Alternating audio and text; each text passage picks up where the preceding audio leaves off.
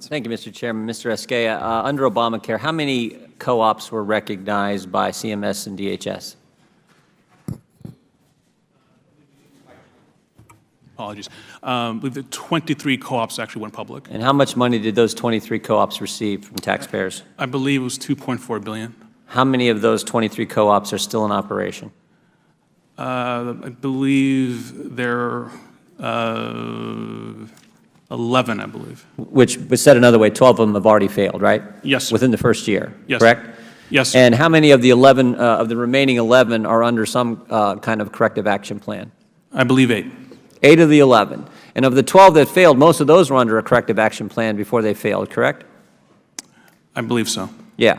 And of the ones that are left, the 11 that are operating, 8 of which are under corrective action plans, how many of those do you think are going to fail? I don't actually run the co-op program, so I have no firsthand knowledge of. But I'm asking your doing. opinion as the guy who's Assistant Secretary at DHS, what you think is going to happen. Based on experience, I got my theories, but I'm wondering what you think. I am hopeful that they will continue to be an important option in terms of providing affordable and accessible coverage for consumers. Hopeful is probably an understatement, wouldn't you say, Mr. Esquella, based on the history? I think the co-op was an important option under the Affordable Care Act. Its purpose was to inject competition and provide another avenue for. So if you're hopeful, are you seeing something that we're not seeing? Because we've asked you for, back to the focus of this hearing and what the chairman talked about in his questioning, we've asked you for a number of pieces of information that you haven't given us. So maybe you've seen something that we haven't that makes you hopeful, because we're not hopeful, but we would at least like to see the information that you have so we can make a better determination on if, in fact, the 11 that are remaining, 8 under corrective action plans, are actually going to be in existence much longer.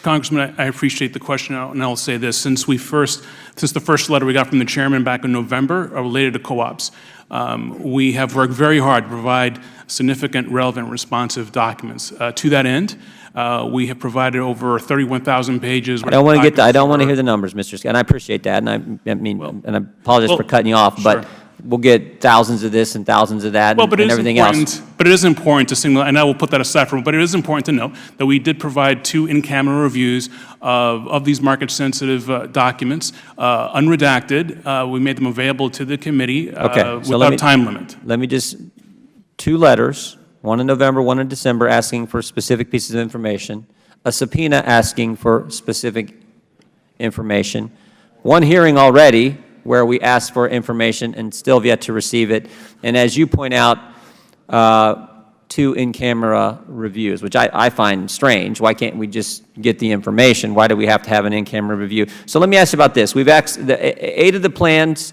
that are still functioning are on corrective action plans. We've asked for the materials related to what exactly is involved in a corrective action plan. You've not given us that. And maybe even more importantly, we've asked which of these remaining 11 have had site visits. Can you tell me the answer to that? How many have had a site visit? I believe we're working on that request for you. I think at the co-op hearing you held in February, which in fact was a very helpful hearing, I think our chief But that's staff's pretty. at 15. But Mr. This is I guess kind of cuts to the heart of it. There are only 11 of these things still operating, and you can't even tell me which of those 11 you went out to visit. That's a simple question, and that's one of the things we asked for in the 2 letters. One of the things we've asked for in the subpoena. Why can't you just tell us we visited these 7 of the 11, and here are the ones that we visited? Why can't you tell me that? We are working hard to make sure we get that information for you from CMS. It takes that long to find out if you visited any of 11 sites? Again, we are working very hard to make sure that you get that piece of information and the rest of the information that you requested from that hearing. But that is like call someone up. Yeah, we visited. I mean, whatever. That to me seems problematic of this. It's like if you can't even tell us which of the 11 remaining you went to see, it seems to me this would be a priority. If over half have already failed, we've lost over $1 billion taxpayer dollars. We've got 11 still functioning. 8 of those are on a corrective action plan. You should be able to tell us which ones you went out to visit. How about recoupment of any federal funds? Can you tell me the progress on recouping the over $1 billion that has already been lost to the taxpayer? I believe we're working with DOJ in terms of recoupment of those funds. And why does it have to be in-camera review? Why can't you just get the information to the chairman and to the committee, and more importantly, to the American taxpayer?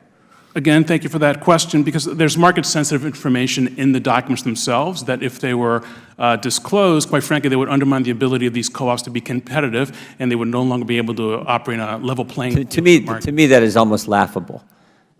Over half have already failed. We know the other 11 are going to fail. What market sensitivity is there? This thing's a complete and total failure. And somehow to hide behind that and say you have to come review it in camera. And my understanding is when staff reviewed it in camera, again, it wasn't responsive to the subpoena and the letters that we had sent. I've got to read one other thing here, Mr. Chairman, and then I'll be done.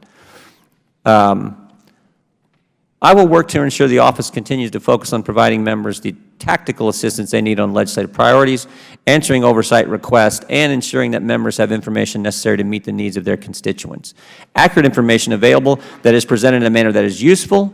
The only way information is of any use to members and policymakers is if it is timely delivered. You know who said that, Mr. Escaya? I said that at my confirmation hearing, sir. Well, and it was well said. That's all we're asking, is for you and DHS to live up to what you said when the United States Senate confirmed you for the position you hold, and specifically about a co-op program that is a complete failure.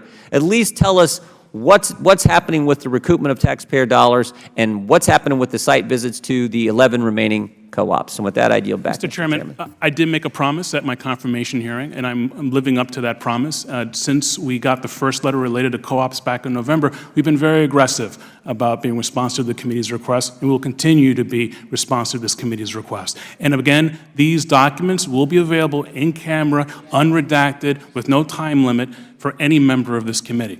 That I can assure you. When? We will schedule it whenever you like, sir.